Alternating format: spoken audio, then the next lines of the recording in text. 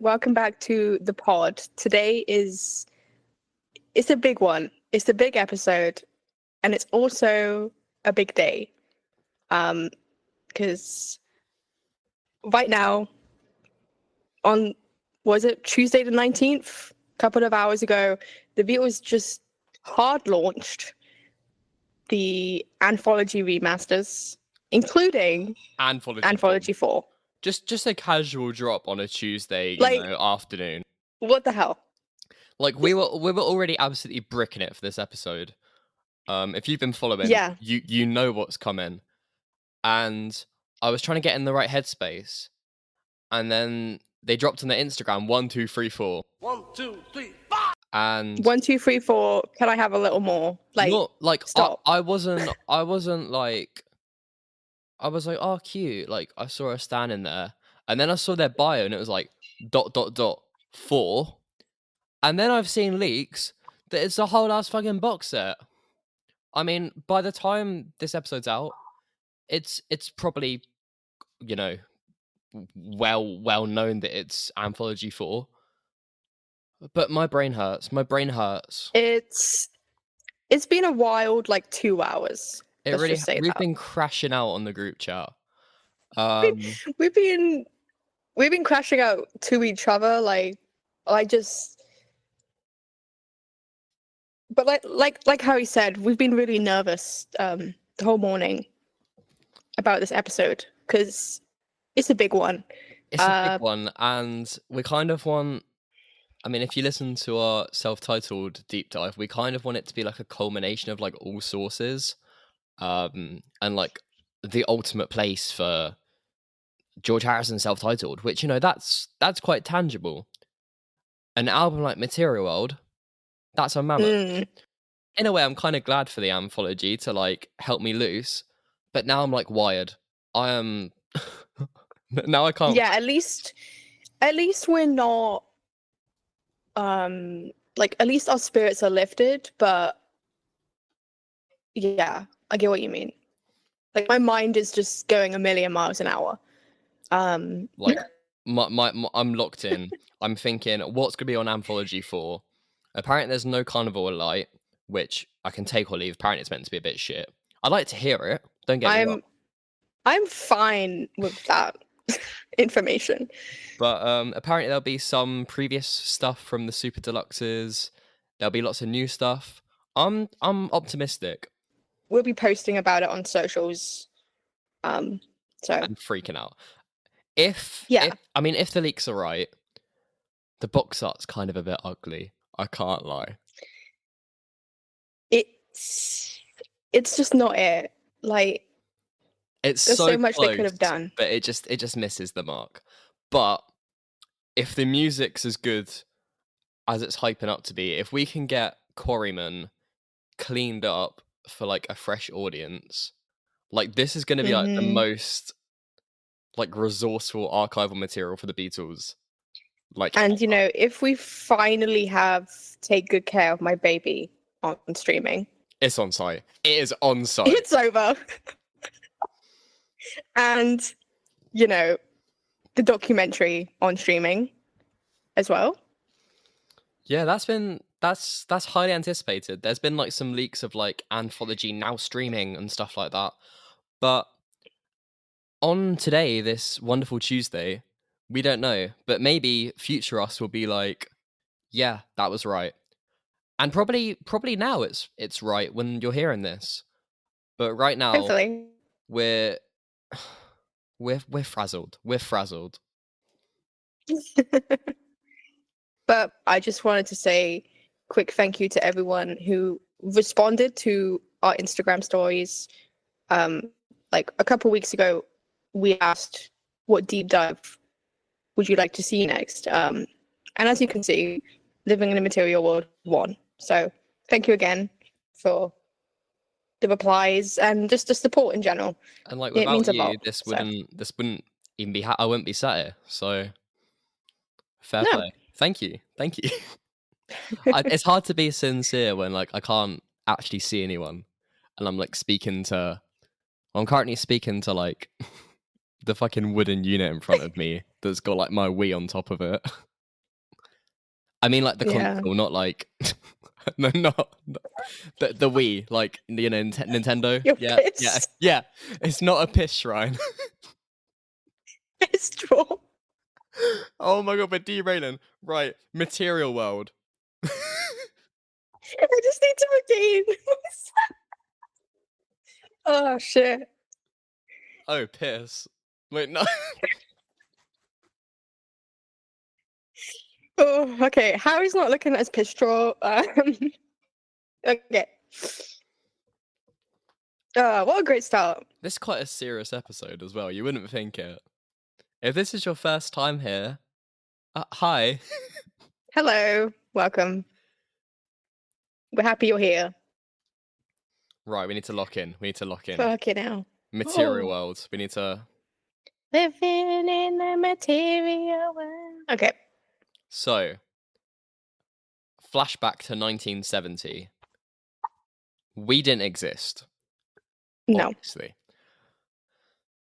But George Harrison, he was kind of hot shit. He was kind of popping off. There wasn't like a war post breakup, but if there was, he won. He won. Definitely. Like no competition. I mean, his arguably first album. Some people say Wonderwall music is, but come on. All Things Must Pass. It was the post breakup album. Everyone had that spinning. It was lavish. I mean, it came in a box for a start. That's like no one else was doing that. The only box that I can think of from someone like that is like Donovan. I mean, the Beatles have always demanded like a premium. I mean, look at like Sgt. Pepper's sleeve. You've got the White Album having like embossed lettering. They always like demanded a premium. This just took it to the next level. It was all killer. Like there wasn't a single dud track. It put him on the map as an artist in his own right. It was just so unique. Like no one captured that kind of geist before or after. Yeah, and I think it's because there is no one like George. The album is so authentic to him, and like it's a crazy way to start your solo career with an album like that. I think it's also like a testament to like rock music in general. I mean, you've got such a collaboration of artists. It's all of his friends, it's all of his peers, all collabing. George at the forefront. It really was. Like, it was his first time being a frontman. And it was just the beginning. Like, it's crazy to think about. And then you fast forward the next year, and he is the frontman. He's made his own charity show, the first benefit concert of its kind. The first. Band-Aid? Who? Don't even know her. Bob Geldof, I'm still beefing with you. Oh, the Bob Geldof beef. But he showed the world like what was happening. He proved that his music could be so much more, and it can it can break down barriers. His humanitarian aid. I've read comments on YouTube about people saying that they're from Bangladesh and they study George in lesson because of what he's done for their country. That's just amazing. Insane. He is like I mean, yeah, he is an icon. But that's like another level of, I don't even know how to word it. That's kind of left me speechless. Obviously, this was brought around because Ravi Shankar was asking him for help, but it wasn't. He never did something half-assedly. He never did it because, he was expected to. He did it because he wanted to. He could have quite easily hired out the Royal Albert Hall for Ravi and just said, "There you go, make some money." He purposely made an event like this to get the most help that it could. And because of that, I mean, it was such a spur in the moment. There was obviously a lot of money troubles that we'll go on to talk about. But it's a genuine plea for change and to help a friend that he loved. Yeah, and I think nothing was ever the same after Concert for Bangladesh. I mean, a concert of that magnitude, it just shows the best in humanity. And that's why I always think it's one of the best things we've done, like in humanity. Like, it's just, I get like speechless thinking about it, like thinking of how many people he helped and how he still helps people to this day. I mean, it kind of, you see so much in the news about people giving to charity, like celebrities, but how much of that is like a PR stunt? Everything about George's contributions were authentic. And I mean, that's like the best way to describe him. Authentic. And the fact that this aid was his first as a frontman, this was completely uncharted territory for him. I mean, he's used to a stage, don't get me wrong. It's not. But like at the forefront, you know, it was also the first time he was playing his own music, his own songs, you know. And bouncing off this show, I mean, 3 days before, he would even release the first charity single. I mean, how do you have the first charity single and the first benefit concert in the span of a week? That is insane. It's incredible effort. And it changed everything for George. It was him essentially against the world. He pioneered benefit concerts, and with that, you're going to get a lot of eyes on you. What are you doing next? What can follow that up? What can be bigger? What can be bigger than trying to help a country in war? He had to go inward. Nothing. There was exactly. There was nothing that could be bigger than that. And in a way, he explored himself within this time after the fallout of Bangladesh, and also the human condition. And no one really saw George for like a whole year. I mean, there was paparazzi photos of him, like in New York.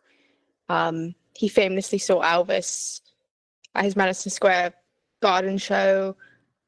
You know, he was doing work in Friar Park. He got in a car crash. We'll get into that later. He got a haircut, sadly. Proud of you? Proud of you, George? Maybe he got a haircut because of the car crash. Maybe. But most importantly, he continued on his spiritual journey. And that is what living in the material world really shows us. I wouldn't really care if no one ever heard of me again. I just want to play and make records and work on musical ideas. From this album, it's kind of gone two paths. You either get people saying it's really preachy, or people enamored with his delivery. Of course, you can guess where we fall on this spectrum. It's not a preachy album. You just hate a man trying to explore himself. Yes, say it louder for the people in the back. And I mean, we're speaking how All Things Must Pass was this lavish set. Living in the Material was never meant to be a part two to that. No. They're bounced and around a lot of people similarities. A lot of people kind of get bogged up in the idea that it is like the sequel. But it really isn't. It's two completely different entities at this point. In a way, I'd almost find it the prequel. It's like, how did he get to be the man that he is today? That's good, yeah. Because, like, obviously, All Things Must Pass is the peak if you were talking, like, in grandiose. I can almost see it as this, like, the precursor. And I'm going to go on to this a bit later. Hear me out. It's a concept album. Like, a really fucking strong one. You just have to let me cook. You have to let me cook. Just let him cook, guys, okay? So, the big sound that George achieved in All Things Must Pass was kind of left behind here. And he just wanted the songs to speak for themselves. He kind of wanted to let go of that whole Phil Spector wall of sound thing he had going on. And I gotta say, this album, it says it's produced by Phil Spector. But he was like barely there. So in my mind, this is just a George produced album, self-produced. I mean, the track that falls into the Phil Spector camp is Try Some Buy Some, which we will go and talk about. But it's interesting how he's kind of broke away from Phil Spector over time. I mean, you had Concert of Bangladesh, and that was how do you take the wall of sound and make it live? Yeah. And the subsequent album that followed the next year, that was co-produced by Spector. But again, I feel like that's given him way too much credit. It was... Yeah, exactly. It was definitely a George affair. Exactly, for an album like this, when you properly listen to it, it's almost stripped down completely in some of these songs. So yeah. But what I find is that it doesn't lose... I feel like it gains more emotional depth because of that. I think so. With you take us on like Art of Dying, it is balls to the wall. It is intense. But you kind of take away from what George is saying, if that makes sense. Everything else is at 11. I don't know, it's hard to describe, but it took a lot of time for this album to be made, and I think that's what gives it the depth. It's got... I mean, we've recited this quote in Paramount about how All Things Must Pass was like this constipation, and he just was able to let songs out. I think this album was a more methodical approach. It was... Yeah, and he had more time. Yeah. As well. And between this, we've obviously got to talk about the tax man. So it's going full circle to the Beatles, not in the best way this time. So the way that Concert of Bangladesh came about, there wasn't enough time to really plan it. There was like hardly any planning. It came together. The goal was make money, music, night, 2 shows. That's basically the extent of how the planning went. And George on the phone for like 12 hours to all of his friends. And it would be inauthentic to not mention how Alan Klein had his hand in this. I mean, of course he's there. He's genuinely the biggest waste of space in the Beatles canon. Like, we'll go through this quickly, guys. Don't worry. I know you're probably wondering when are they going to start talking about the album. So we'll get there. Money problems. It all went to the taxman for the US and UK tax authorities. Yada yada yada. Money didn't go to Bangladesh, and no. George is fuming. Rightfully so. And he was never one to half-ass a project. He wanted to make sure that he was making the difference. Everyone knew about Bangladesh. That part was successful. But there was an underlying rage.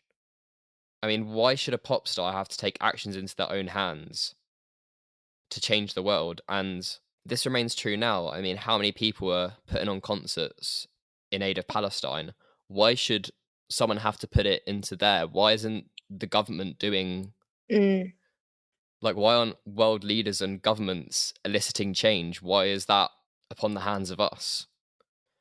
And that's when he wrote The Day the World Gets Round to reflect his feelings, stating, if everyone would wake up and do a little, there'd be no misery in the world. It's almost scary how poignant and relatable that is in 2025.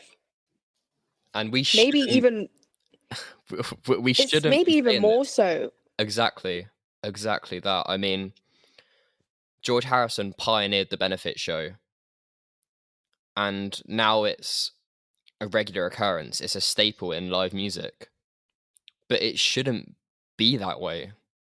No. And again, no real planning was put in place. Retrospectively, there should have been a foundation or a trust so that this problem and taxation wouldn't occur. It wasn't out of naivety. It was just that it was a real emergency. They needed the humanitarian aid, and obviously being the first of its kind, there wasn't this hindsight that we have today of, oh, it should have been a foundation. So in preparation for his second album, while obviously making an album, he's also founded the Material World Charitable Foundation, which would make more funds for Bangladesh using the royalties made from the music, and also just help people that need aid and to fund different artistic endeavors. Mm. He backed this project all the way, giving publishing royalties to the foundation for 9 out of the 11 songs of the album, including its standalone single, Give Me Love, Give Me Peace on Earth. And I mean, to this day, the constant streams of the songs, if you buy Living in the Material World today, the contributions still go to the foundation. It's amazing. And they still support hundreds of charities and foundations, such as Great Ormond Street Hospital, RSPB, Oxfam, and Mind. In 2020, there was when we were all in lockdown, there was I don't know if you all saw it, there was a Inner Light challenge where you try and make the song, have it be painted, sung, played, no matter how you interpret the song, and just post it and just provide a bit of relief during this time. And they raised so much money to help families during this time. And I think when we were picking the names, the fact that there was this challenge, it was so poignant, and we were like, how can we make a podcast that reflects all things George? It was there with the Inner Light. That's just a bit of a tangent, but And also, we're like 5 years late on the Inner Light challenge, but we're here. It's fine. It's fine. We'll bring it back single-handedly. It'll be fine. But either way, this album, it was a long time coming. I mean, people were waiting to see what George was doing. And to be honest, they were probably a bit anxious at this point, because all the other Beatles, they were kind of sticking to an album every year, every 2 years. They were probably a bit like, when's George going to do something? Like, George, you good? You good, bro? Like, we're waiting. And then, if it wasn't delayed enough, you might as well do it a bit more, because Apple are trying to release some Beatles compilations. So it wasn't exactly the most fun time for George, but if you're a Beatles fan, I mean, you were eating pretty well. Yeah, I mean, you also had Wings, John, Ringo self-titled. Yeah, we had Ringo. Yeah. We had Ringo, and that was like, I mean, it's kind of become a bit of a joke today. That's like the only Ringo album. It's fine. Boku's a Blues, I love you, and I will defend you to the ground. But I mean, that is the best Ringo album. Sorry. But I mean, it was about time that George reared his head again. And what better way than to release Give Me Love?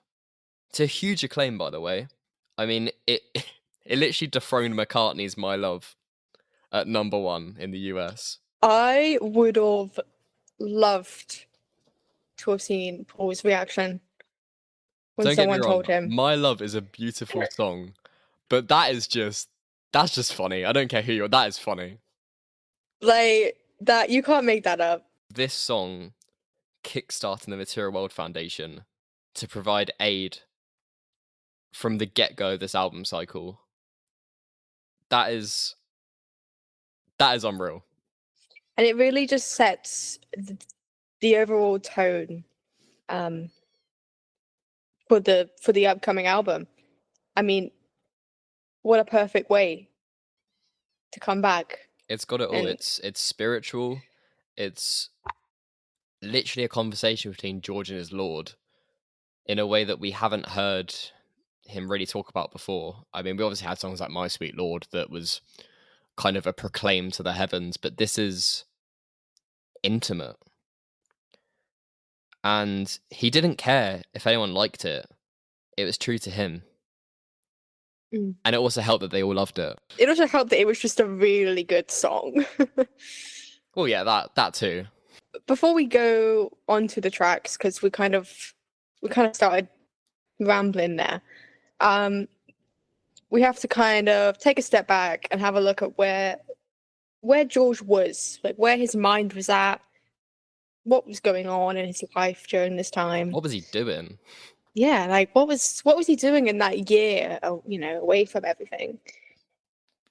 So, it's quite a lot. I mean, this album's it's definitely a shift in tone. Definitely. It definitely didn't help that he was in a severe car crash, like we mentioned. And yeah, it was genuinely a brush with death in 1972. George went for a drive with Patty a few days after his driving ban was lifted. Long story short, he decided it was a good idea to go 90 miles per hour in the dark during an electrical blackout. If you're like American and like you don't know like miles per hour, that's way too fucking fast kilometer. Just it's way too fast. What are we doing? Like what the his driving ban was just lifted. Yeah, that makes sense. Let's go This is the same guy singing songs like Give Me Love. Like, come on. What are we doing? So yeah, he did that and he collided with a central barrier on the M4. I love you, George. You're a twat. You're a twat. Literally. And we say this with love, okay? We do. Peace and love. Peace and love. Peace and love, but we're just disappointed, okay? Patty was seriously injured. She had a concussion, broken ribs. George was bleeding from his head.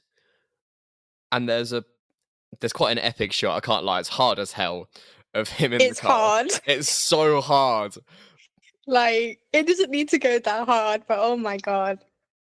But it was near fatal for Patty. Like it wasn't a laughing matter. It was genuinely scary. Yeah, and I mean this also kind of snowballed into the problems in their relationship, which they already were heavily in. They were already airing their frustrations out quite hefty, but the car crash was kind of like... I can't blame Patty. What the fuck? Yeah. And I mean, it was just a very bleak affair. Literally affair. Yeah, minus the pun there, but Patty was already in the affair with Mr. Eric Clapton. And you'll note the absence on this album. Like, he's not included on this album.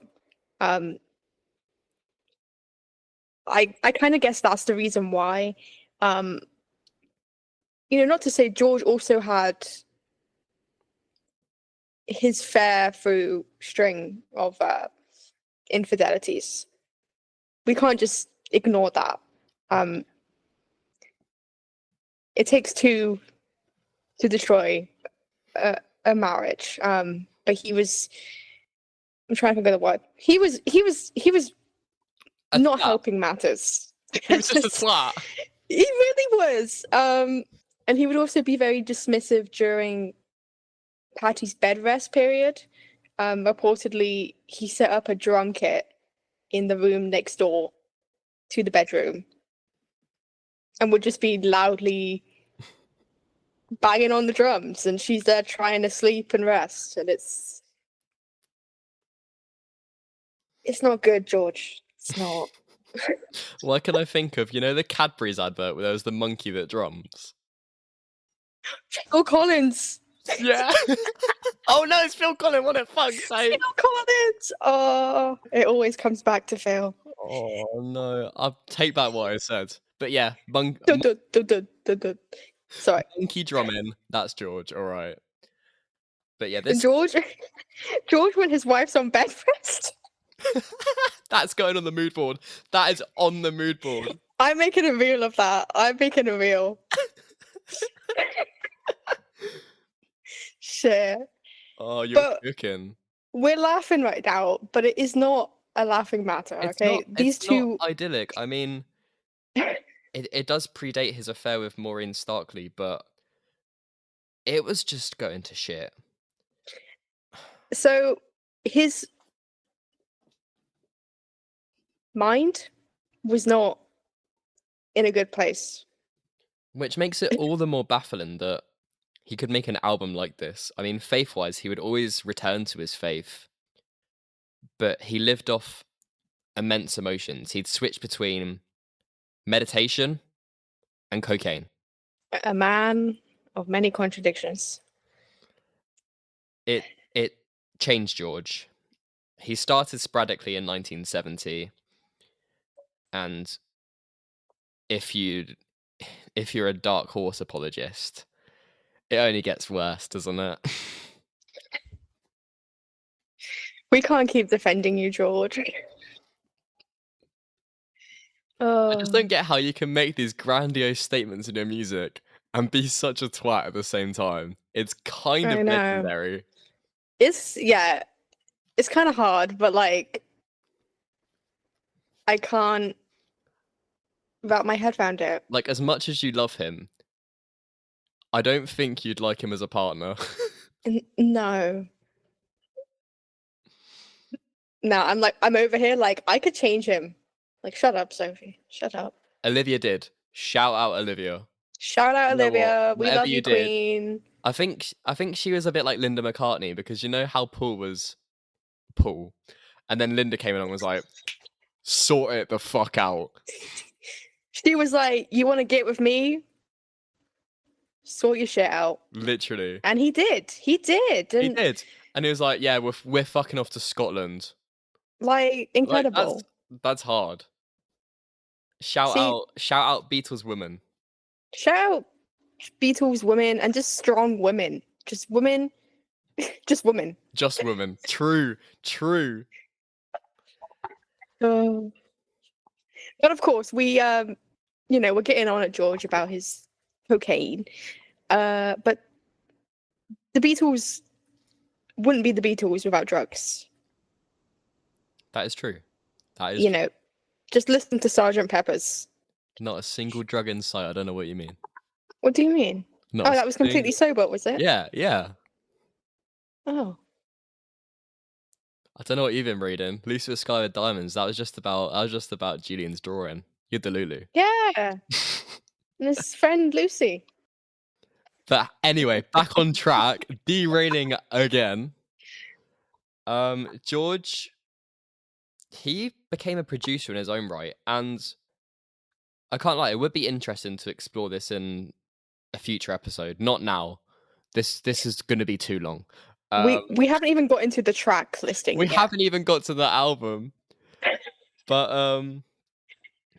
I mean, people are just waiting for us to start talking about the tracks.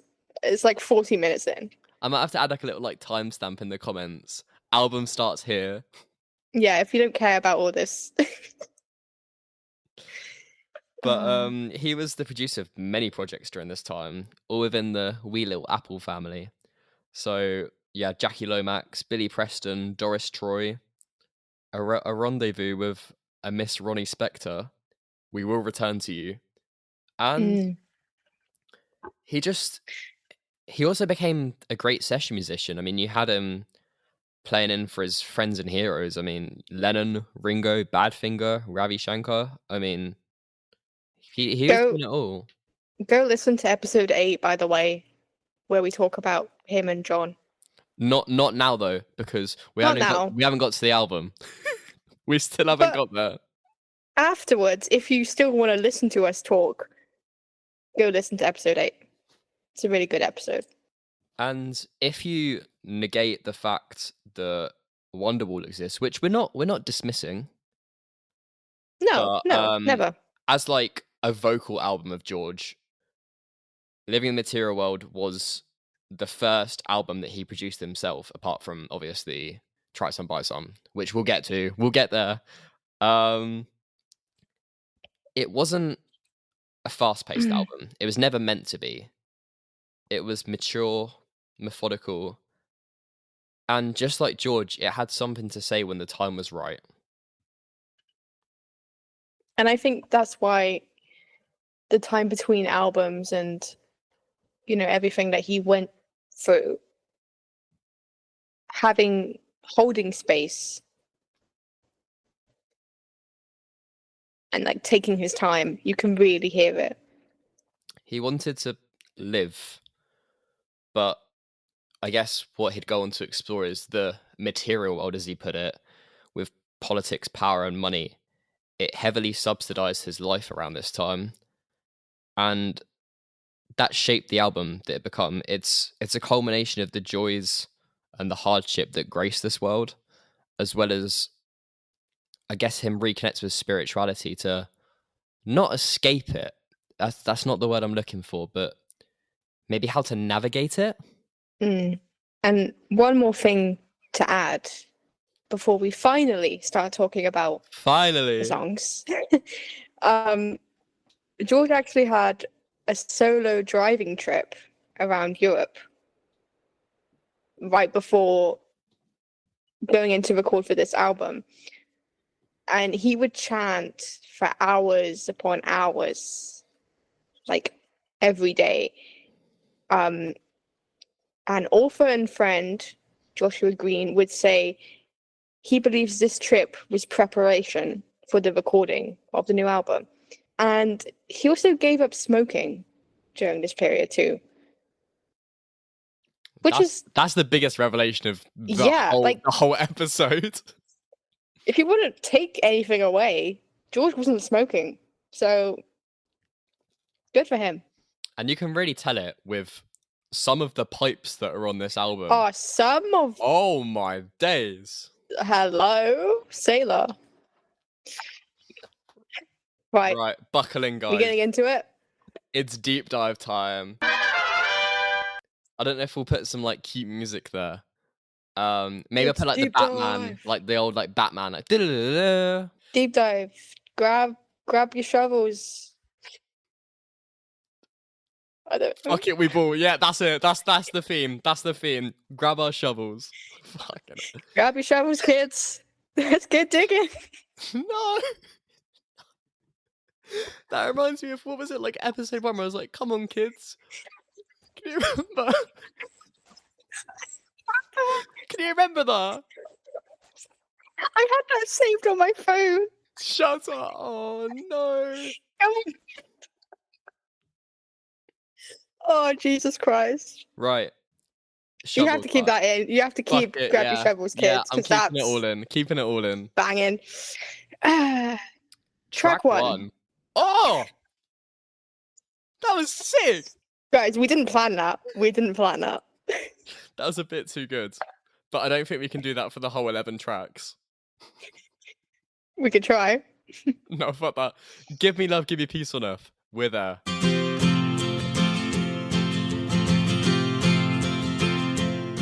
We've already kind of mentioned this song.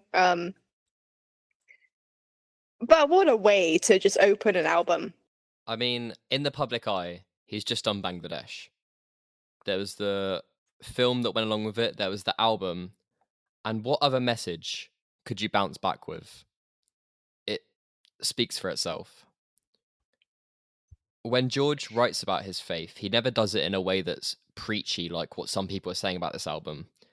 It's, you can resonate as much as you want. Just because someone has a varying belief to you. I mean, I wouldn't consider myself religious, but you kind of draw your own meanings, and Give Me Love is just that. I mean, the core message is peace, which, if you can't agree with that, then you're a bit of a twat. So real.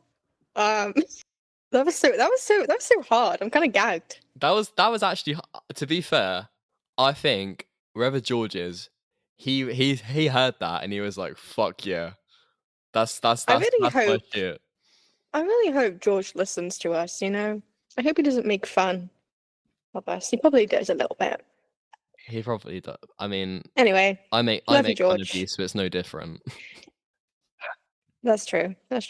I make fun of you though, so yeah, it's uncalled for. The shit in our DMs is uncalled for. Don't let me get the receipts up. Okay.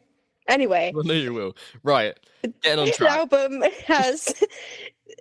This album has a much smaller knit of musicians. Like I said, there's no Eric here.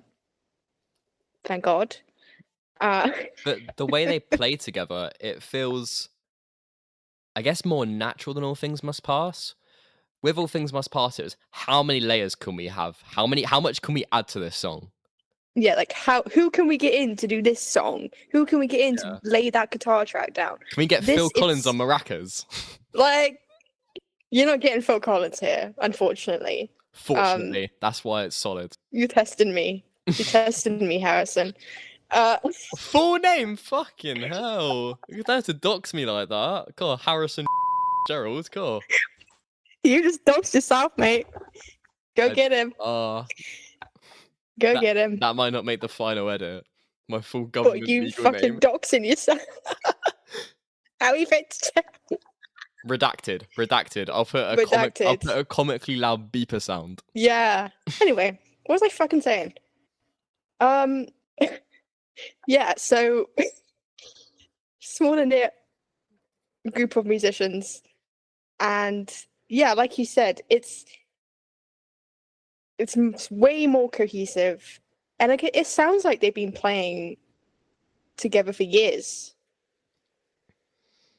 It really does. I mean, this album was described as a self-portrait of Harrison. Not in the Bob Dylan kind. We're not touching him today.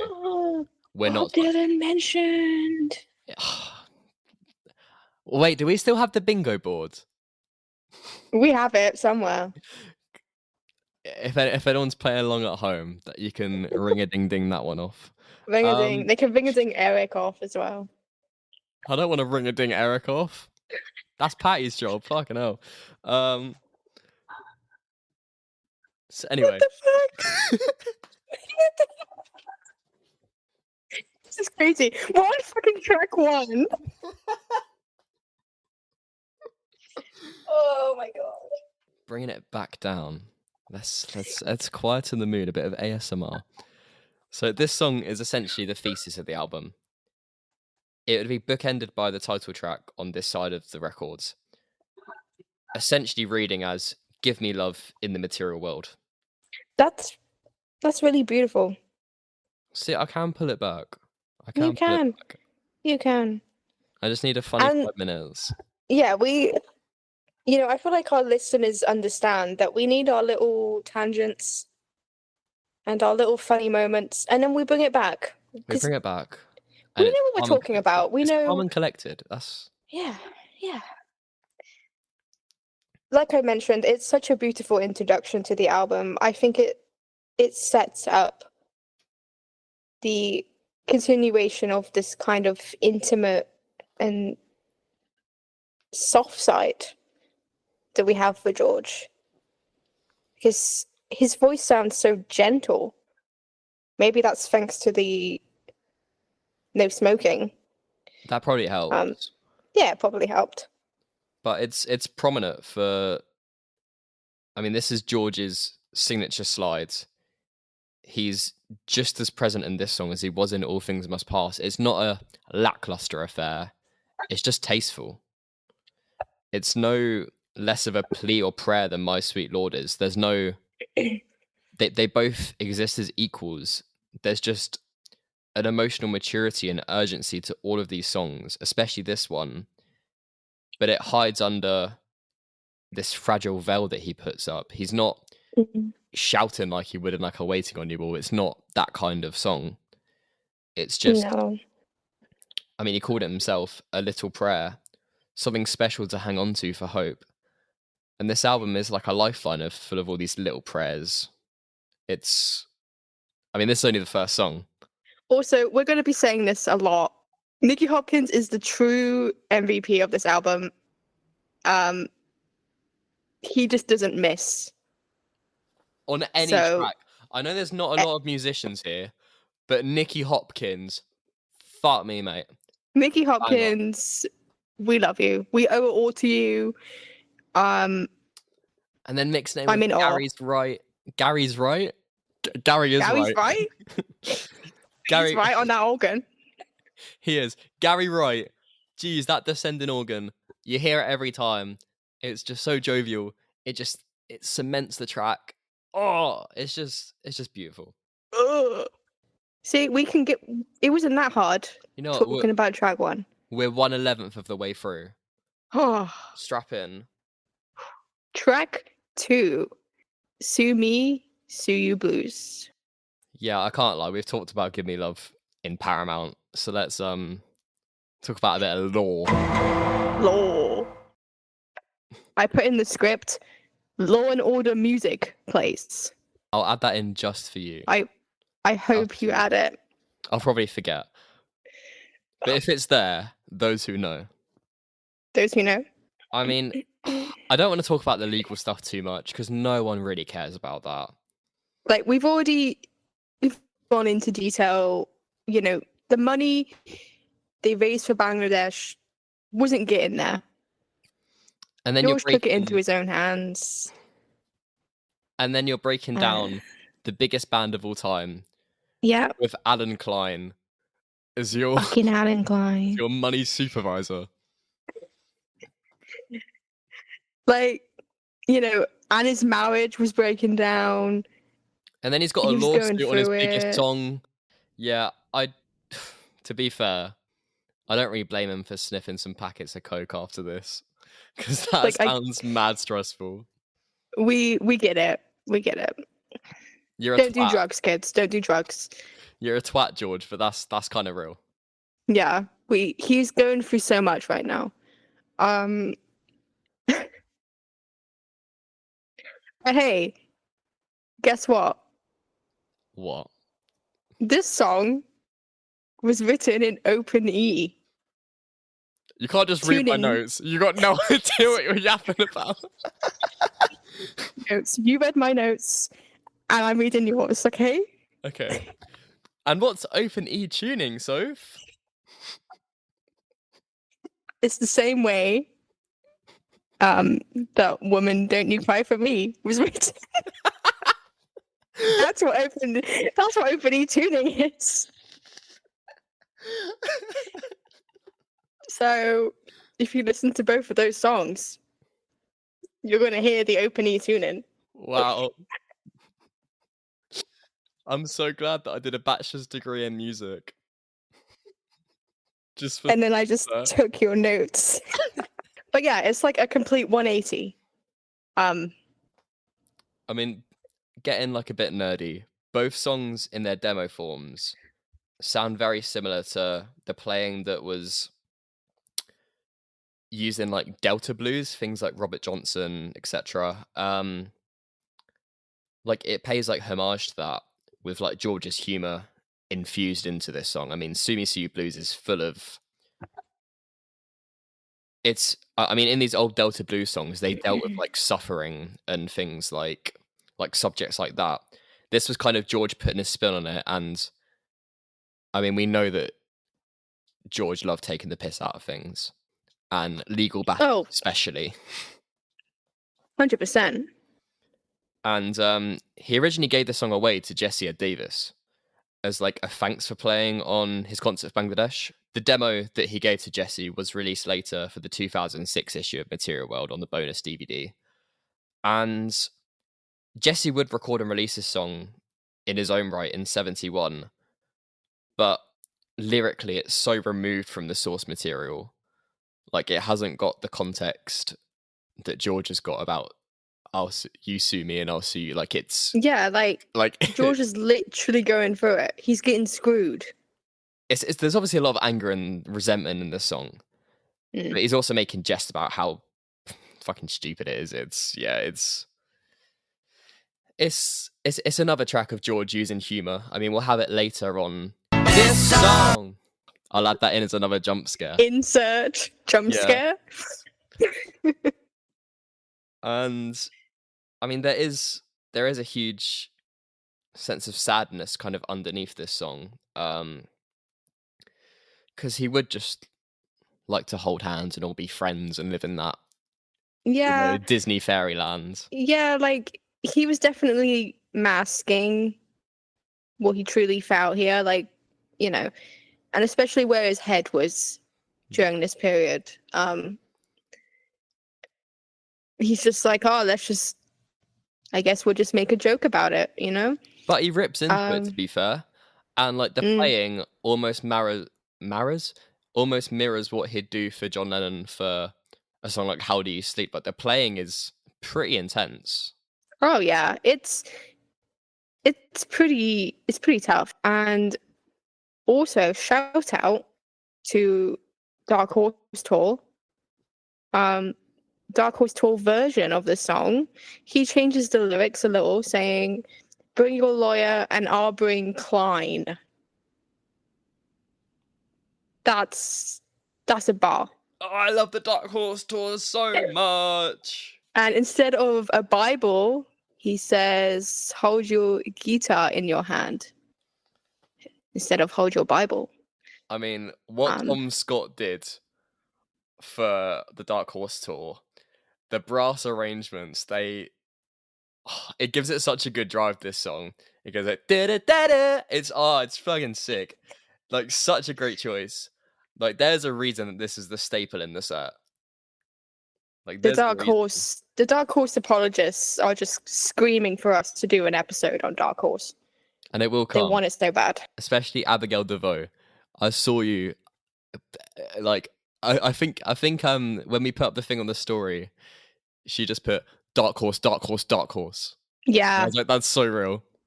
We see you. We see you. We hear you. This is Material World, sorry. Sorry. Anyway. Smashing it, though. Track 3. Track 3. This song. Shit. Yeah. Oh, track 3. Remembers what track 3 is?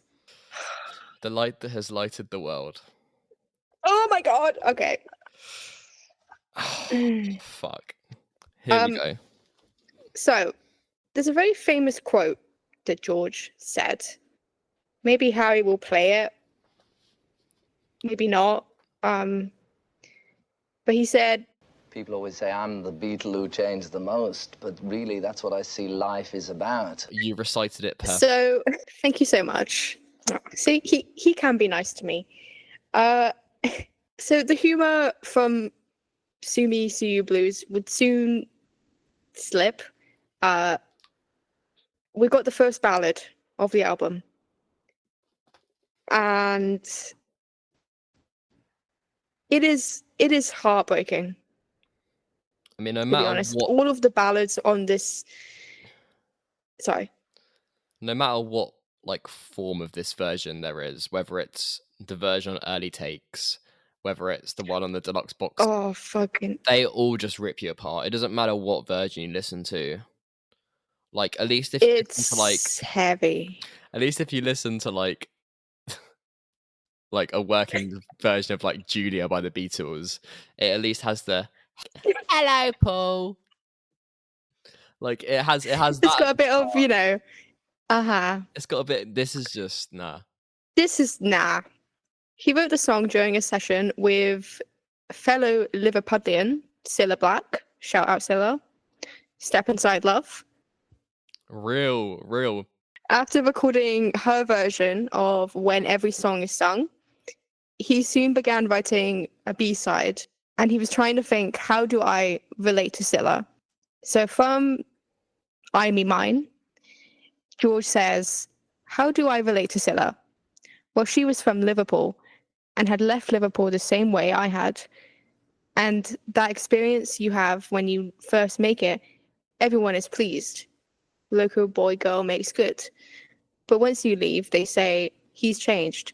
He's not what he used to be." So I started with that idea. And then it turned into the lightest light in the world. By that time, I'd forgotten all about doing Scylla's record. We didn't even have an A-side. So I used it on my own album. First off, I'm really happy that he just decided to keep the song for himself.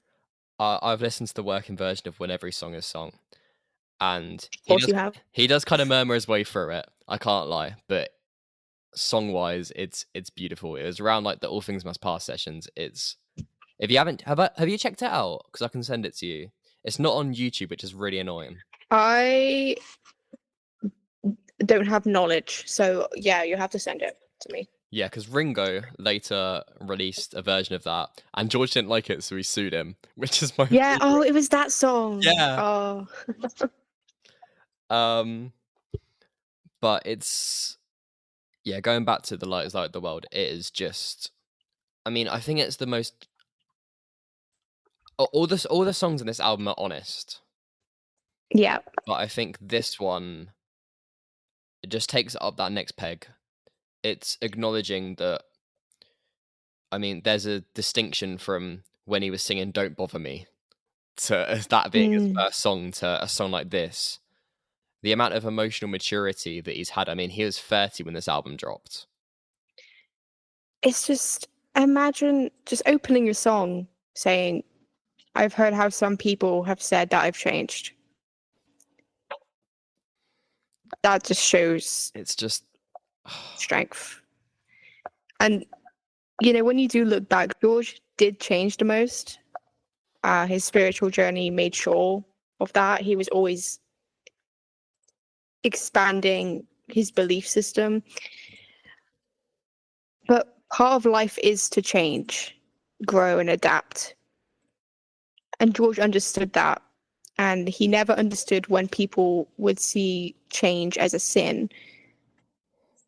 I mean, did they really think that he was going to be at age 30 still doing She Loves You and waving his bottle? Like that wasn't the path for him. He wasn't. He always saw like Beatle George as a outfit, like a suit he put on. It wasn't him. And there's another beautiful quote from I Me Mine, where he says, "From the morning to the evening, from spring to winter, everything is a change. From birth to death, life is change. So it's funny how people won't accept change, preferring almost to rearrange nature itself. Would they rather everything was stuck in one place forever?"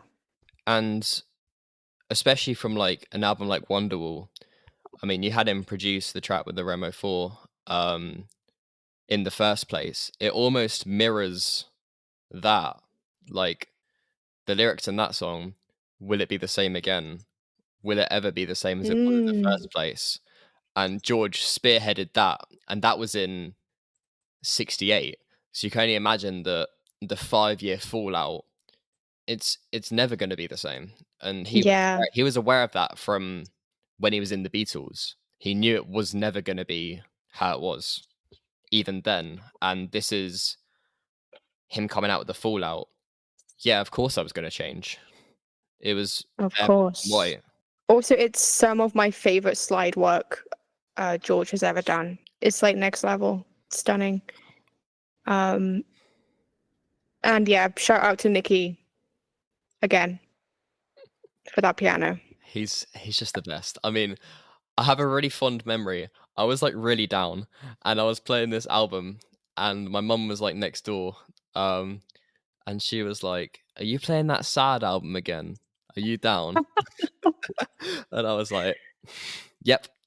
That's so real. The sad album. And then she took me to Costa, bless her. No. It was yeah. It's always a. I mean, this album is like the go-to.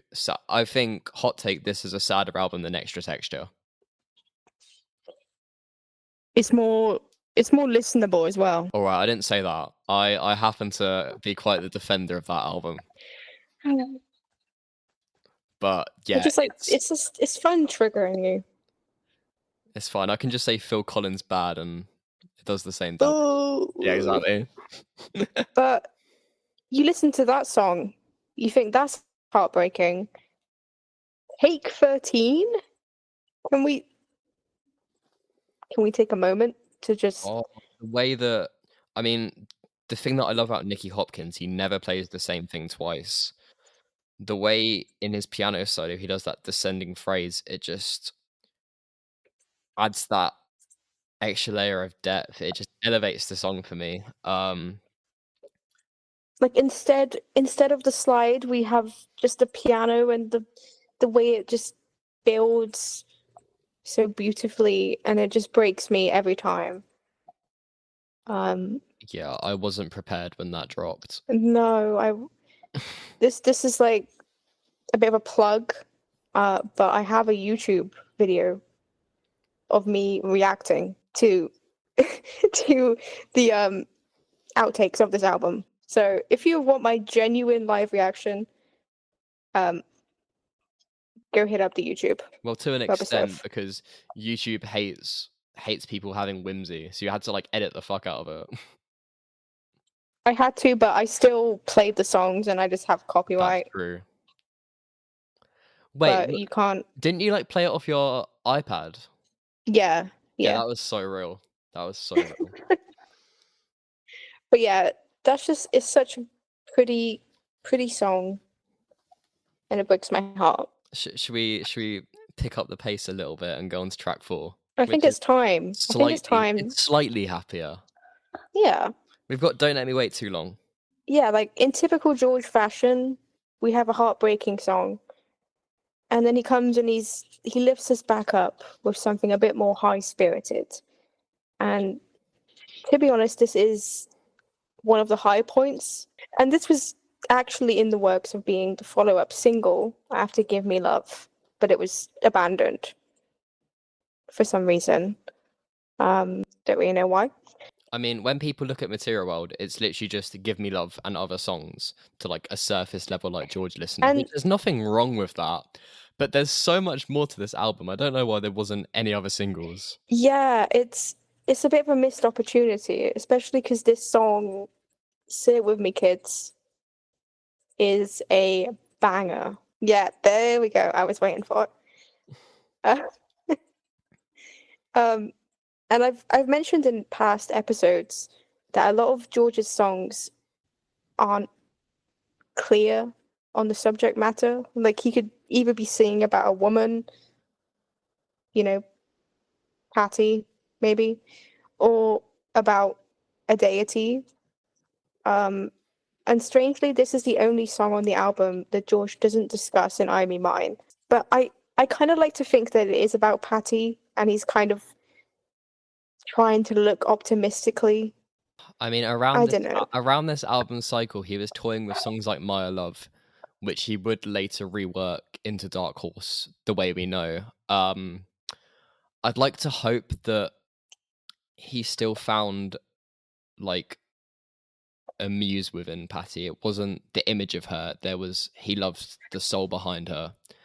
And I think that Don't Let Me Wait Too Long was almost him like waiting to maybe find out the real version of her, because obviously she got into like Indian faith like the back end like 68 and that and maybe this was him trying to, when like you're in like I guess like another way is like when you're in a friendship and it's like an old one and you kind of look back and it's like they're distant and you kind of wish that it would go back to how it was. Like Don't Let Me Wait Too Long. That's kind of how I can draw. I mean, the chorus absolutely elevates, and I mean lyrically, like you're the only one that helps me like dry all those tears. Like, like there's definitely that emotional depth that it wouldn't be if it was towards a deity. Do you know what I mean? Oh yeah, I know what you mean. It's where I do like I do think it is about her, but It's George didn't like to kind of admit things. no, for George, songs about Patty, you have something, and that's about as forward as it gets. Exactly. And then But after hey, that, everything's reserved. it's probably the most poppy song on the album. I mean, I've already said it. It's very uplifting, but it is the most rock pop I tune. mean, It's repetitive. yeah. I mean, production-wise, I know he's trying to stray away from Phil Spector now, but the double up on drums of Ringo and Jim Keltner, in like the refrain of "Don't Let Me Wait Too Long," the tom that they're playing, where it goes dum dum dum da, like it almost mirrors a song like "Be My Baby." It's got a very similar sound, but George has morphed it into this more like rock focused tune. It's just elevating. It's why I think it would have been a really good single. It really would. It's got like the rise and fall. I mean, you got like Nicky Hopkins going like right up to the top of like the piano. It's Nicky. it's just gorgeous. Everything about it. Also, I found out that George performed this song with Paul Simon, and when I was writing this, I was literally crashing out because I was like, why am I just finding out about this? Fun fact, I'm a huge Paul Simon fan. So I was like gagged. And fun fact, And they kept this from us ever hearing it, which is kind of rude. So it's not available anywhere, but they played it during the pre-show of SNL. Sorry if there's like a cut in quality here. This is editing Harry speaking, and although sources online say that there's a recording of this available, that is complete fiction. The only songs from this session that are tracked are Here Comes the Sun, Homeward Bound, Bye Bye Love, Rock Island Line. Yeah. Right, carry on, resume. And someone leak it, because I need that. Ashante. Now. Oh, fuck, I've just seen track 5. Jesus Christ. Just kill me. Who can see it? Fuck. I love how first line of your notes is just kill me now, dot.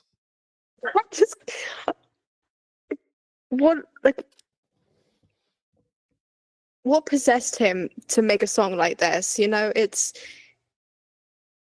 breaks my heart. The opening drone, it's like a gut punch. Like, if I have because I have a George playlist, if I put that on shuffle and this starts playing, it's a skip. Not because it's bad. Quite the contrary. It's because it's so raw and fragile. And author Elliot Huntley put it perfectly. He said he described the song as aching, yearning masterpiece. And I don't know what else to say. Like, it's another look back at Beatle days. And it's a moment of reflection. And I remember the first time hearing this and like properly listening to the lyrics. And I broke down. Like, his voice is so soft. We've got that soft, intimate tone again. And then he just belts out that chorus with his heart on his sleeve. Like, it's... You can feel, you can hear everything that he's feeling. I mean, vocally, for me, this is one of, if not his most powerful vocal. Not on the album, like, for his entire career. I think so. Every bit as urgent and as powerful as anything that Lennon and McCartney have done prior or after. I'm not comparing the talent. I just think people need to put forward that George wasn't just a guitar player. He had a delivery unlike... Yes. That's a really good point, because people always label him as a guitarist. They don't appreciate him for his voice. I mean, author Yugen Ling suggests that the emotions here can only come out of a place of agony and emotional duress.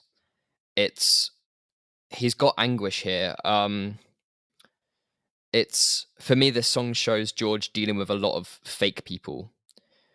It's kind of the counterpoint of like Handle with Care, by the Wilburys. It's him like being exploited and commercialized for being famous. I mean, people want to be near him because he's a Beatle, not for the person underneath that he's dissecting in this album. He doesn't really know a place where he belongs. He's stuck in a kind of relative purgatory. Everyone expects him to be the Beatle George.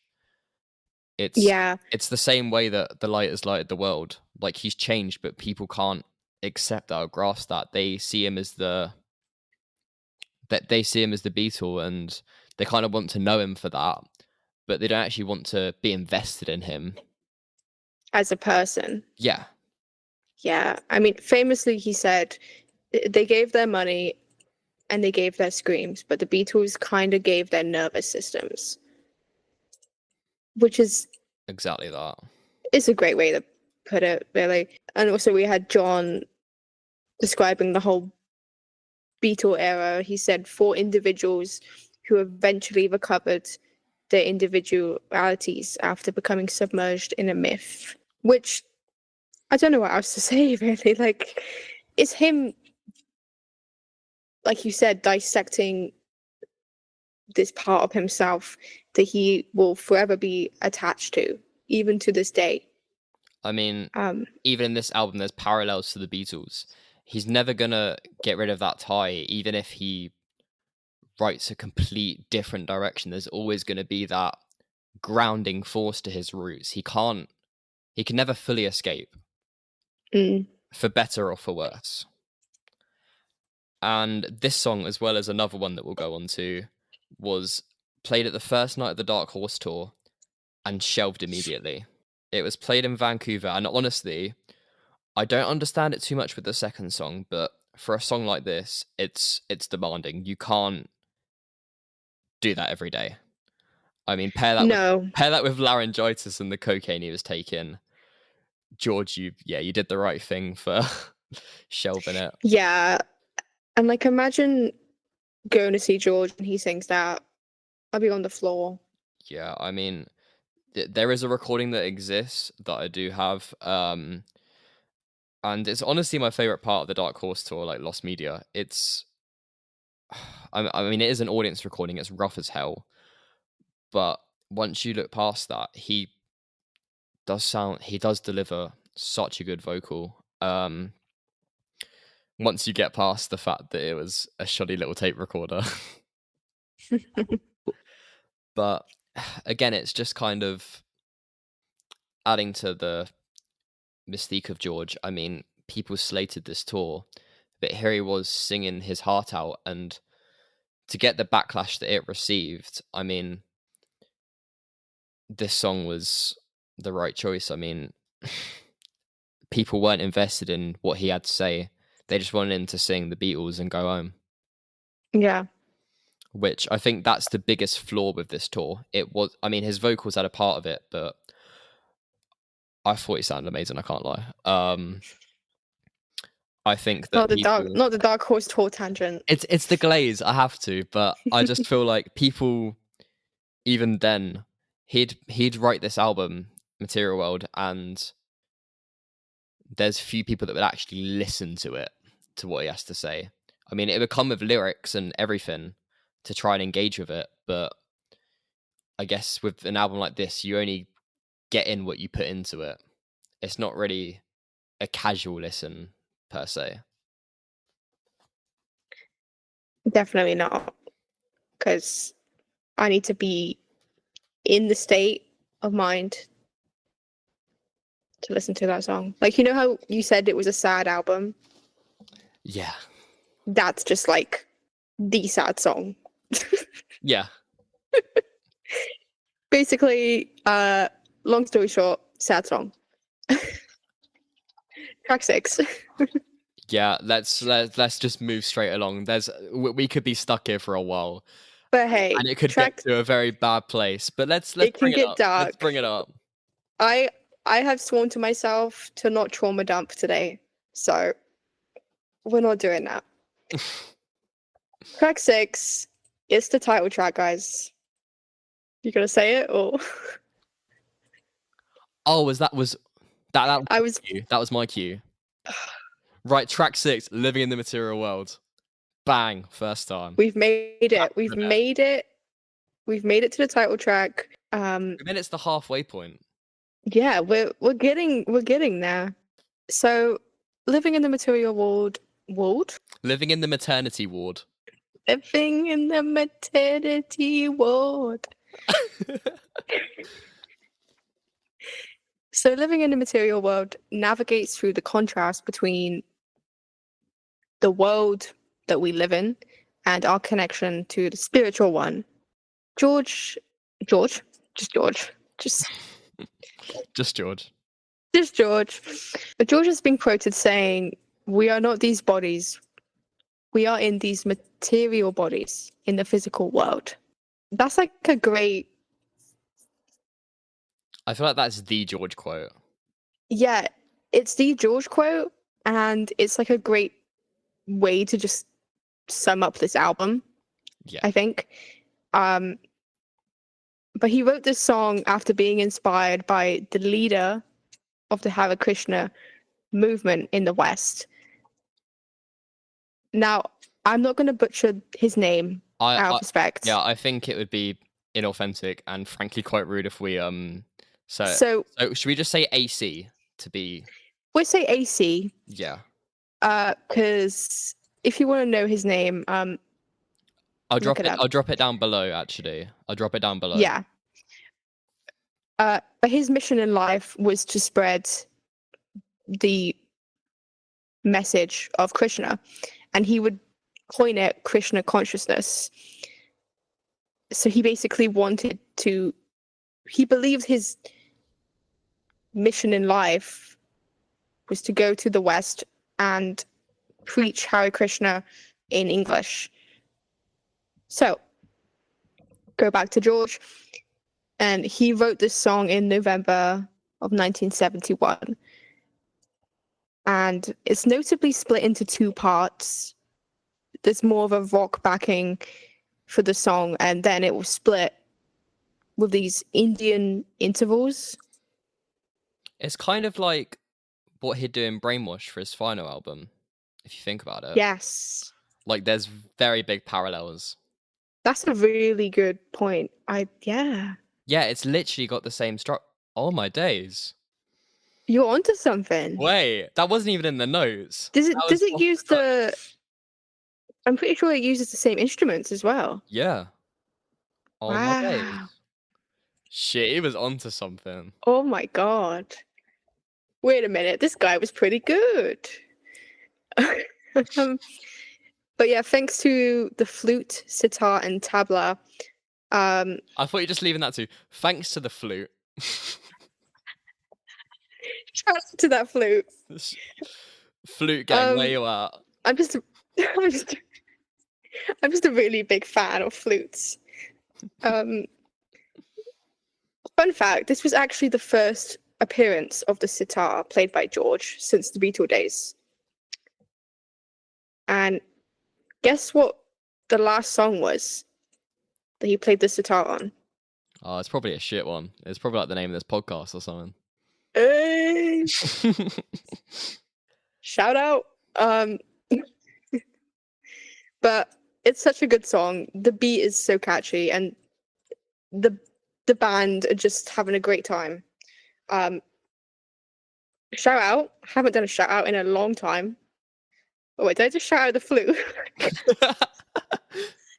To be fair, more than 10 seconds waiting for a shout out from you, that's a long time. I'm done. I feel like I just say, I don't know if I've said shout out in ages. I don't even know anymore. But shout out to Jim Horn on the saxophone. I can't believe his name's Jim Horn. He plays the horn. And his name, he was literally born. He was born for that role. Either that or a porn star, I guess. I don't know. But get it, Jim. Get it. Get it. Um, and we also get a very famous Beatle shout out in the song, where he sings, met Paul and John, and we got Richie on the tour. And I think it's a nice touch that we have Ringo on the drums here. And then he plays a fill just for that, and he was famously like anti like solos until like the end. So I think it's so cute that he was able to do a little dingle for George. Yeah, he was like, okay, I'll do it this one time. I mean, yeah, John and Paul are here in some aspects. I mean, I know they can't be there. I mean, there's a lot of animosity at this time with the legal issues, and it shows that even through this, they can coexist and they're on each other's minds. It's really not that deep. Basically saying that money is the root of all evil, which is kind of how they got in this mess in the first place, to be fair. And from start to finish, the message of this album is one that Lennon would like mirror on Mind Games, like "Love is the answer." They were all onto a similar thread at this point. George would litter this song and album with little jokes all the way through. They would kind of tail off towards the end of the album as it kind of reaches the core message. But I mean, all the way to the back cover, it's mirroring the Wings fan club for Jim Keltner. It's so class. I mean, it's so welcomed for what is otherwise quite a heavy subject matter to sing about for the best part of 50 minutes. And while we're on like covers, I've got to nerd out a bit here. We got to talk about the cover, Harry. We really do. It wouldn't be a deep dive without going all the way. True. So, the cover is his hand. Plain and simple. It shows a scan of George's hand holding a Hindu medallion, and the other hand is holding 2 US quarters and a silver dollar. It was taken through a technique called Kirlian photography. I hope I'm saying that right, which uses electricity to photograph. There's no camera. You just like put your hand on like a metal plate and send some shocks into it, and it makes that cool effect that we see on the cover, which that's just so hard. It's so cool for a cover. It doesn't show like the aura of a person, but I guess it's like the next best thing for the 70s, and it has that same kind of ambience. And with the idea of the spiritual and the material, it kind of comes for, I guess, like in today's media, you have like the red and blue pill theory. It's very similar to that. And then opening up the gatefold, obviously on the cover, you have both of his hands on there, which is really cool. And then on the inside, you have George and his cohort of friends having a lavish lunch on the grounds of Friar Park. So you've got Gary Wright, Jim Horn, Klaus Vorman, Nicky Hopkins, Jim Keltner. Nicky! And Ringo, obviously. So it's the whole gang's there. With some heavy religious imagery, albeit as a parody of the Last Supper. Definitely. I mean, he's like wearing, in some photos, he's wearing that like big hat. Yeah, kind of makes him look like the Pope. Yeah. If only he was the Pope, he could have done great things. Oh, imagine. But the gatefold would also include the arm symbol, which has become very attached with George, I think, and his faith. So this was the first appearance of the Om in his work, and here it just takes front and center. Like, it's not holding any bars. It's in the gatefold. It's on the back of the insert with "All Glories to Sri Krishna." And supporting this, there was also a fold-out insert with Krishna and Arjuna, who was the legendary archer and warrior in their faith. And they were in a chariot together, which was taken from the book. I'm not even going to try and pronounce that. Bhagavad Gita. You did it. Was that pretty on? I'm pretty sure that's how you say it. Yeah. Pretty sure I kind of popped off there. Go on. Which housed the lyrics inside, continuing from the inclusions of lyrics that you had from All Things Must Pass. I love that insert they have of Krishna. It's so nice. It's so beautiful. And the record itself also strayed away from the Apple label. Many Apple records, as you know, have the Apple image on the record. But this only had a small black apple present as George and Krishna take up each side of disc, respectively. And is housed in a lavish, albeit not good for your records, brown sleeve. Very similar to those in the Bangladesh box set. It's just a great set. It's really cool. And if you're lucky to have the box set, 50th anniversary box set, it gets even better. It gets better. Like, it's stunning. There's more photos of his hands and everything. You weirdo. Why was that the only thing that you really sold it there? The silence. Yeah, get the box set. Not because of all the content in it. You get hand pics. Okay, can I confess something? Go on. I always wonder, is it actually life size? It would be such a power move if it was, but I just don't know if like the scaling for like onto an LP, if it quite matches. But like but it's got some of them, you know. You know what they say about big hands? Big gloves. He can play some interesting chords. That's what I'm saying. That's true. But I'm going back to Material World as the song. Yeah, we got way off track there. I mean, the message couldn't be much clearer. And shout out to the 50th anniversary set, because without that, we wouldn't have had one to buckle my shoe. 1, 2. Can we take a moment? Can we take a moment? Standing ovation. No notes. That literally that sold it for me. That sold the set. And you know, I'm gonna plug it again, but my YouTube video. Oh, brother, this guy stinks! Has my live reaction. So if you're curious. While you're plugging all the YouTube videos, Soph's just uploaded a really cool video on Paul is Dead, guys, and I think you should check it out. Let's just do all the plugs. Just check out every single. Oh my god, I didn't even ask him to do that, guys. He just said it. Willingly. Just go follow and subscribe to me, please.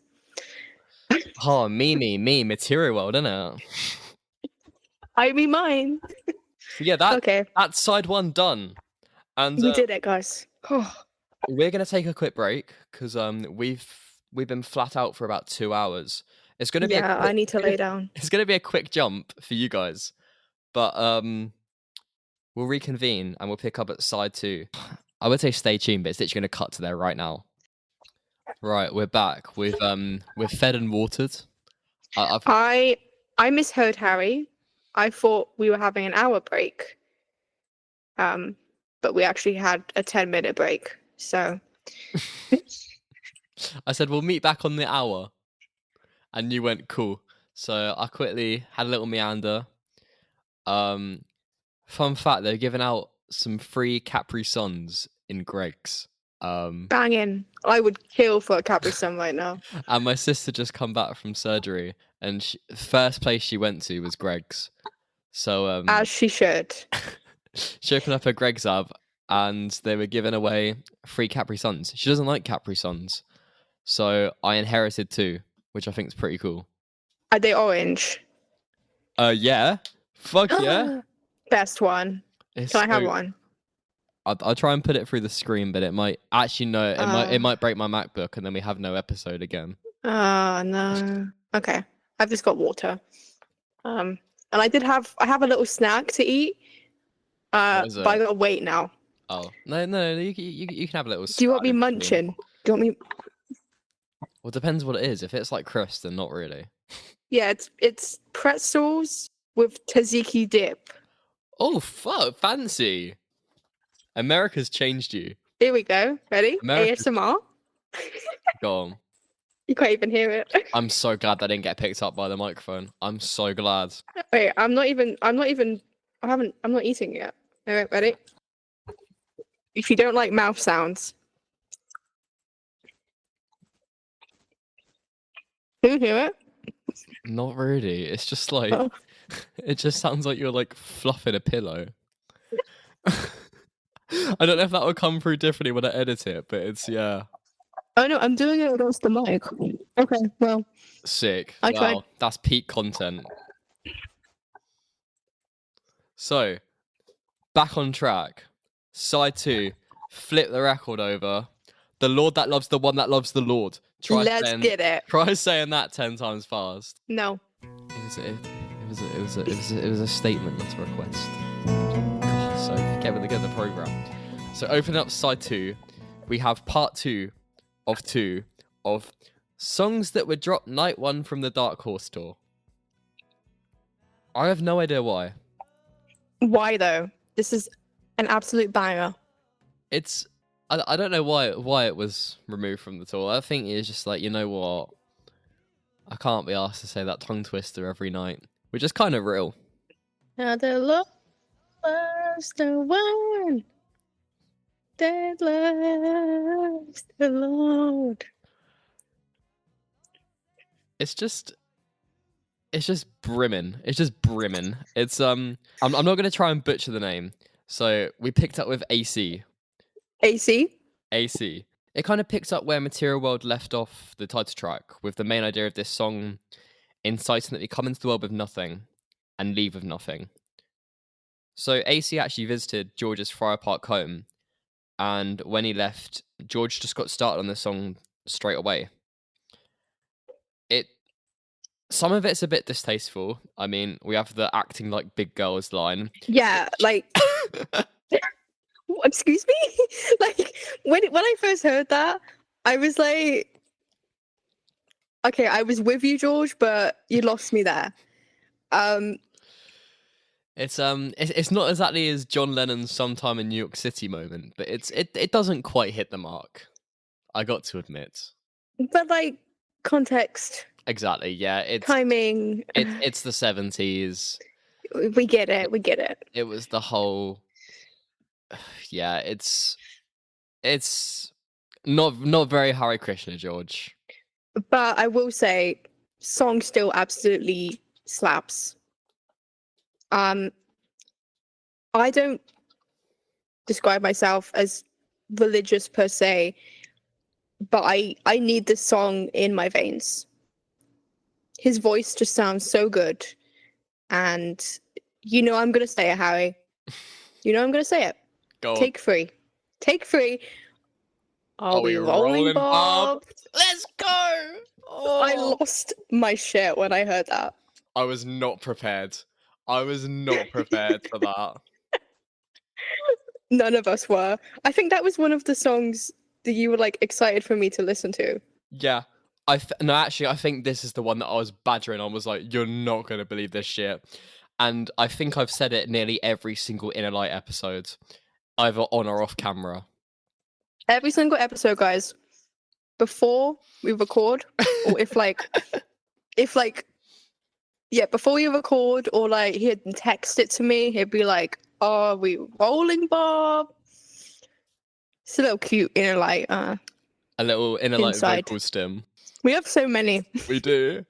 It's just class. When there's that echoed vocal on full, and then Jim Keltner keeps the kit going, and then it comes into the slide solo. Oh, it's just so good. It is one of the best songs on this album. It just kicks I will say ass. that right now. It kicks ass. So good. And, you know, in typical George fashion, we're on a high note, absolute banger, and then he just throws us back down with track 8. Bottom of the stairs. I'm in a pile. Passed out, unconscious. Track 8 is... Talking about passed out, track 8, Be Here Now. This song started its origins with George falling asleep. I didn't... That segue... That was a bit too good. You can't make that up. That was a bit too good. I didn't even read ahead. Shit. Sorry, I'm really proud of myself there. Okay. You did pop off. Oh, Unintentional genius. literally. Carry on, King. Carry on. And he was asleep with his guitar in bed. I don't know what he was doing with that, but all right, George. And You know what you do in your own time. you know what? It's if whatever makes him happy. If he wants to get down to the G string, pop up. Oh, But anyway, he was in bed with his guitar, and it just kind of came to him, and he wrote it around. The story was aptly called "Transformation of Richard Alpert into Baby Ramdas." okay. George thought it was a funny little story, and I mean, obviously, Oasis would nab this as their title for their third album and title track, but they knew peak when they heard it. I mean, look at Wonderwall. Mm. George hated. Yeah, I mean, George hated them, but true. Yeah, I'm pretty sure Liam called him like a geriatric. He was like, "Come, you know, if you got a problem with me, come say it to my face." I can't think of the quote, but it was something like that. that's just your average Liam Gallagher quote, though, isn't it? Average. For me, "Be Here Now" is one of my favorite George songs, and I think it's one of his best songs like ever made, It's hands down. it just ages like wine. It really does, and I'm so like ecstatic that Record Store Day chose it to be the song of the year. I feel like, especially because this album had no singles apart from "Give Me Love," to have "Be Here Now" be the not just any, it's like song of the year. That is insane. And it's not like a big George song. It's quite a deep cut, I'd say. It does. It exists like in its own part of this album. I mean, for me, this song, it just starts and finishes. That sounds like I'm putting it down, but everything in between is like so ethereal. You can't really describe what you just heard. Like everything is there for a reason in the song. I'm just so happy that modern ears have given it a reevaluation it deserves, because it doesn't get better. It does get more heartbreaking though with Take 8. Oh my days. Take 8, guys. Right. Story time. Wait, I have pretzel in my mouth. Okay. Sentimental story time. This is a new segment I want to start. The memory of Take 8 dropping at midnight. It's such a like core memory for me. Yeah. Because I remember. So I if you don't know, I met Harry on a group chat, and we were all kind of going crazy and excited about this new George I think song I was or new I George think I content. was actually trying to find all the leaks I could find. Yeah. Was it you I think so. that leaked it? Yeah. Obviously it was. And Chronically it's just online. really and all that. special. It's really special for me because it's when me and Harry started like talking more. Yeah. I mean, And it's crazy to think us talking about Take 8 of a song from 1973 has brought us together, and here we are doing this. And yeah, it was literally this time. It's about maybe even this time last year that it was like rumored that something would be happening for Living in the Material World, and then it kind of fell out. I guess like, was it like September, October time? I can't remember off the top of my head. it was like September, October. It came out in November. Yeah. So And I can just remember this dropping, and like we already established that George is, our favorite Beatle. Like, it was pretty prevalent, but we never really talked like one-on-one. It was just kind of, we're in a group chat. You know how group chats are. And it was such a it was a moment that I can remember so well, because I've never really been like a community like that, because I've obviously been a fan of George for a while. I mean, when All Things Must Pass 50th dropped and there was like all the singles, I was so excited, but I had no one to share that excitement with. It was so like it was so unique having everyone be on board, and us all bulk buying the box set. That's crazy work. It was. But I don't regret it. I just distinctly remember as soon as it hit midnight, and I took a screenshot of me listening to it, and I had Do Not Disturb on.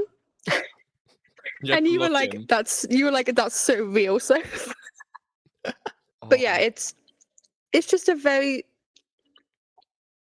very special to me sentimentally. Is that work? Is that word? Yeah, sure, that's a word. But it's very sentimental, it's very special. Yeah. It's very powerful. You know, the words are a reminder to ground yourself, appreciate the moment. It's helped me through so many dark times and struggles, and I like to go back to the quote George said about give me love, about how it's a little prayer. I think Be Here Now is another little prayer. George framed the song, I mean, like you already said about living in the moment. In his words, a lot of the time people dream about tomorrow, the future, or, oh, wasn't it good last week? People are losing the experience of what's happening in the now. And again, it returns to the material world. Like, you have to ground yourself and live now. And I wrote in my notes, God, this album is so cohesive. And then I wrote crying. But yeah, and I mean, I even use this song. I quote this song like in my life. Like, I've said it to my partner before. I told him, you know, because sometimes he can get ahead of himself, and I say, just be here now. I say, in the words of George Harrison, and then he switches off because I said George Harrison. Yeah, my girlfriend's the same. Like, she knows about the whole podcast thing, obviously. Bless her. She listens to like a minute of it so that it counts as a stream. Oh. And then she knocks it off. She's like, yeah, I can't be asked for that. Oh, so she's not gonna hear this. She's not gonna hear this. If she does, I love you very much. If she doesn't, well, that's just sad, isn't it? That's really sad. I don't think my boyfriend's gonna listen to this, but he's listening to me record it, so it's there in you know, it's the thought that counts. Yeah. Anyway, yeah, there. We're almost we're almost there. Very special song, but track 9. Try some, buy some. This song was it's a bit of an oddity. So it fell out from a cancelled Ronnie Spector album, where only this single was released from it, penned by Harrison, and also its B-side Tandoori Chicken. which is a track within itself. I do recommend. Not surprisingly, Ronnie's album was tampered by husband Phil Spector for being, in quote, erratic, and yeah, it's heavily understated. He's a vile man. Hate him. Yeah, it's we all hate Phil Spector. Phil Spector, Alan Klein, that is like a nightmare rotation. That's like, yeah. But what is real is, rather than re-record the backing track for George's album, he just took the instrumental as it was, gave it a new mix, polished it up, and just ran with it. He just put his vocals straight on top. And I mean, that's so real. Like, he was already recorded. He didn't have to do anything else. I mean, you can hear George toy with re-recording it on the 50th anniversary set, but if you listen to the outtake, it does lack the urgency of the original. Yeah. Like, it feels quite empty. And I wrote in my notes, can't believe I'm saying this, but Phil Spector did do well on this track. Not you complimenting him. Oh. He was a really good producer, which is it just pains me. It's heart. It is heartbreaking. Yeah. I think every like classic rock fan, you know, they listen to an album and they love it, and then they see who produced it. It's like, fuck. We could say about music in general. I mean, how much have you listened to a banger and then you got in something you're like, oh, they're a twat, aren't they? Yeah, Not in that like too. not in like a George Harrison stupid twat way, like an actual twat. like an actual menace to society, Literally. committed crimes. Yeah. And I'd argue that it gave this song new life. Ronnie's failed in the charts. And people have said that George and Ronnie were in competition with one another. I don't know where they're getting that from. They were really good friends. I don't see that at all. George wrote the song. I think he has every right to to record his own song, but what do I know? Especially a song like this, like it's literally talking about his inner demons fighting with his like not new, but fighting with his struggles with cocaine. Like it's very personal to him. Dealing with like his drug taking and his spirituality almost giving him a salvation in this time. It's a lot of like tug and pull. Also, John Lennon loved the production of the Ronnie track. He cited it as, in the arrangement, a direct influence for Happy Xmas War Is Over. Which, if you listen, it's got quite a similar feel, to be fair. I can kind of see it. But the production in this song is stunning. I know we just absolutely slated Phil Spector, but it really is something. And his voice, like, you know, towards the end when he's like, he's just kind of wailing. like droning. Yeah. And he's like, "When you chase," and that bit sends me. And I love how It's so good. this song in particular carries over the DNA of All Things Must Pass more than any track. And I guess in part, although that is Phil Spector, the person that really glues it together for me is John Barham. He orchestrated all of All Things Must Pass and is no stranger to George. I mean, they were friends in 1966, having him collaborate with Ravi Shankar. He used to translate Indian ragas into piano arrangements, which is really cool. Oh. And so obviously... That's very niche. Yeah, they've obviously got a similar thread, and John was one of the founders of getting Eastern music into the West around the same time that the Beatles were toying with it. So it makes sense that they'd worked together. And it's just full of weird chords, phrases, and there's that prominent arpeggio. It's such a good composition. And aside from all of that, I always think that this track is a bit of like an outcast on the album. Yeah. When you place it with all the other songs, it's like its own thing. I think it is to do with Phil. Yeah. I mean, I guess what does tie it down is it acts as like an eye-opener within the present material world. Because where it deals with the temptations of drugs and seeing God among the temptation, it does draw parallels of like both extremes. Of course, it does make it sadder when you think about its cocaine usage that would only peak in the coming years. But it does stick out in the album, but I feel like it still fits contextually, and it's overlooked for this reason because it is so different.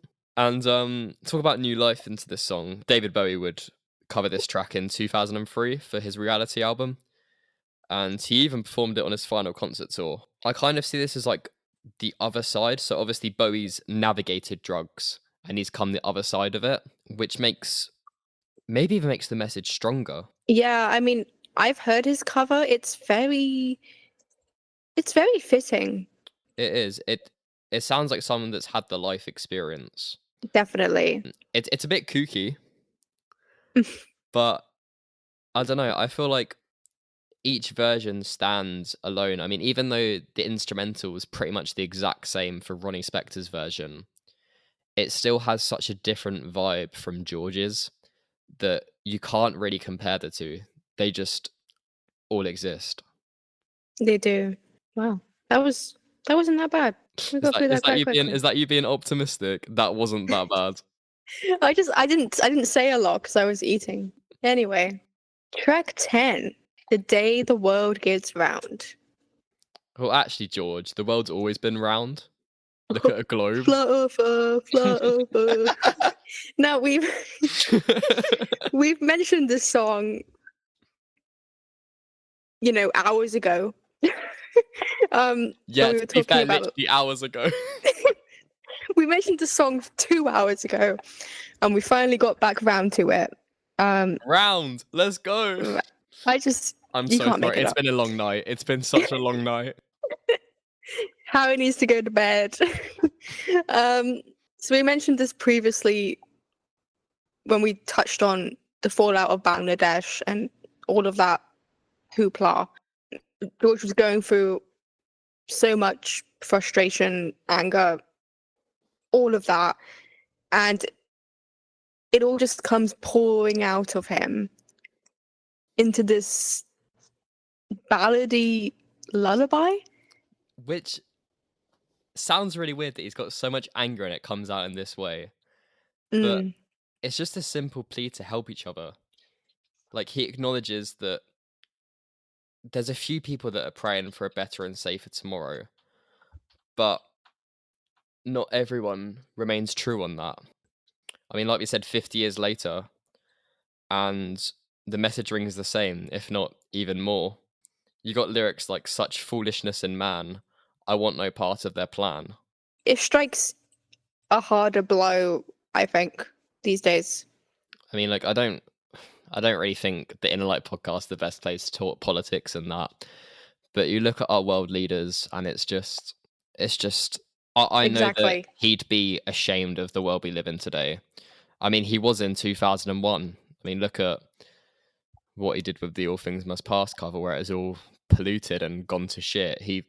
He's always been on the pulse, and The Day the World Gets Round cements it. But I think it's also a testament. Yeah. With his music, me and Harry, we're the younger generation, and hearing his music has helped us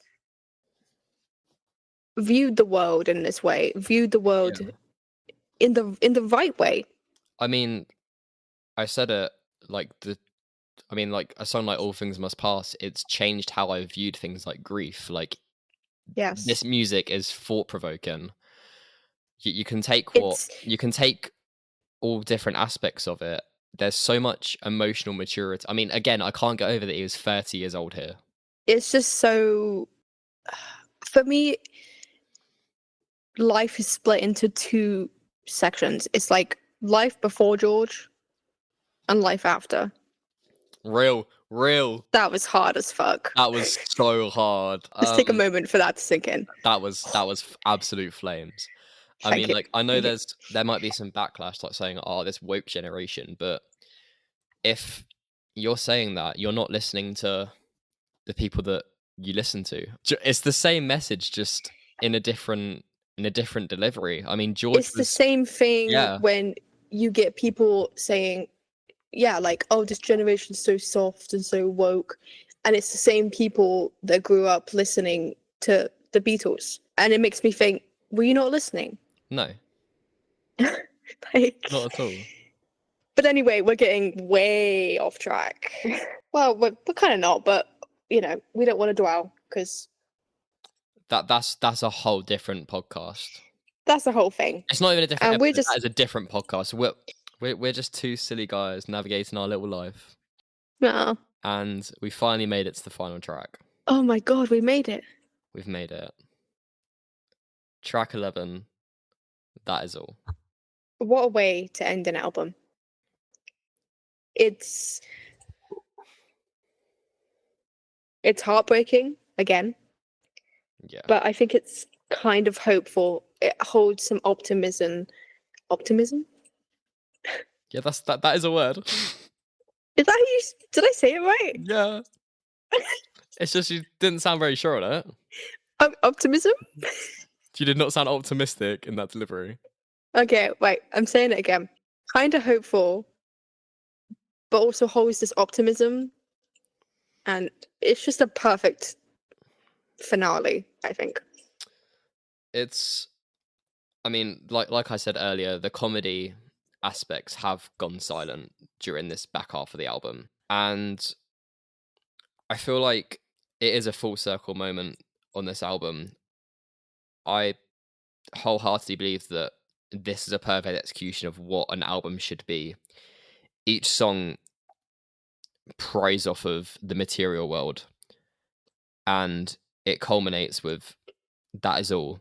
In I Mean Mine, George said there's nothing that can be said about this song.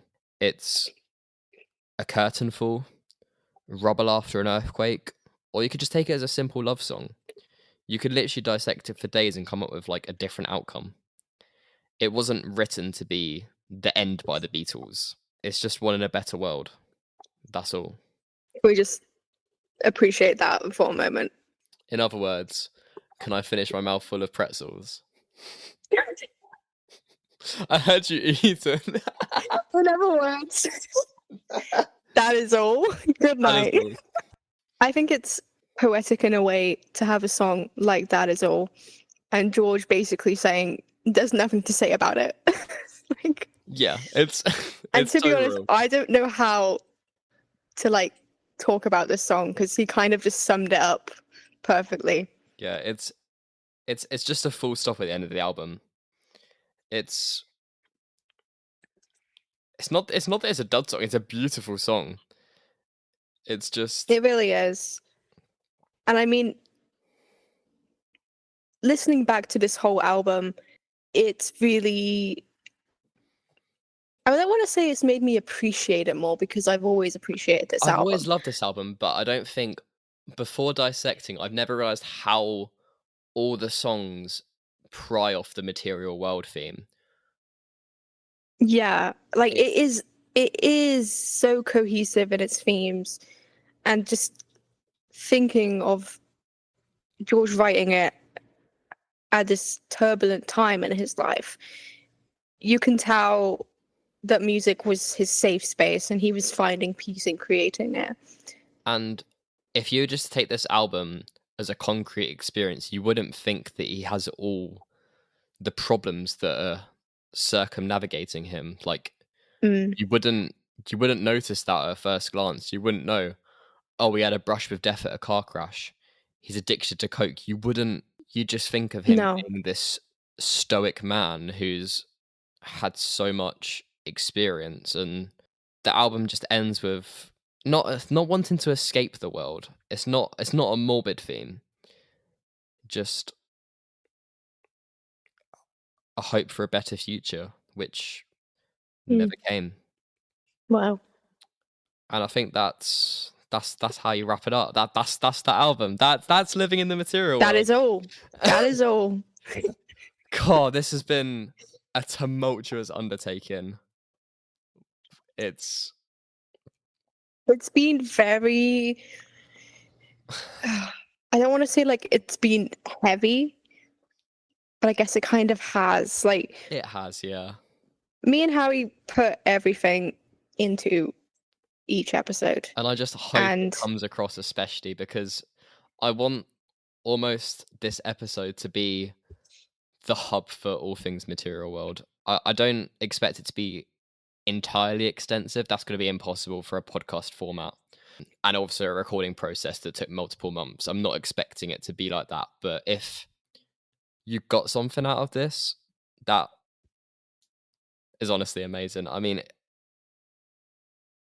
I'd love to be here all day and discuss like Deep Blue, Miss O'Dell, Sunshine Life for me, like all the tracks that were left on the cutting room Sunshine floor. Life for me.